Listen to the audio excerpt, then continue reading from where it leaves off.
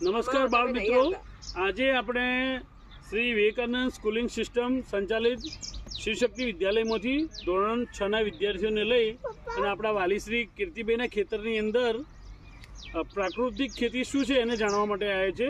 તો આ જુનાગઢ કેસરની એક કલમ છે લગાડેલી, તો સુંદર મજાનો આંબો છે અને ઓર્ગેનિક ખેતી ટોટલી કરવામાં આવે છે અને જીવામૃત નામનું એમને એક ખાતર જેવું તૈયાર કર્યું છે, રસાયણ કે એ બધો છંટકાવ કરવાનો, જેનાથી આપણે કોઈ પણ પ્રકારના ભવિષ્યમાં આપણે કેન્સર ને બધું થાય છે તો એ બધું ન થાય અને કોઈ બહારની વસ્તુ આપણા પેટની અંદર નુકસાન ન પહોંચાડે, એટલા માટે ઓર્ગેનિક ખેતી દ્વારા જામફળ છે, ઓબા છે, પપૈયા છે, એનું અહીંયા ઉછેર કરે છે।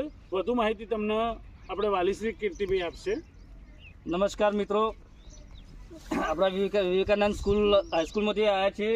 એમાં સાહેબ અને વિદ્યાર્થીઓ જે આપણે ઓબા જોવા માટે આવ્યા છીએ। તો ઓબા અમે જુઓ લગભગ 3-4 મહિના થઈ ગયા, તો એમને બી જુઓ કટિંગ બટિંગ બધી રીતે સારું છે।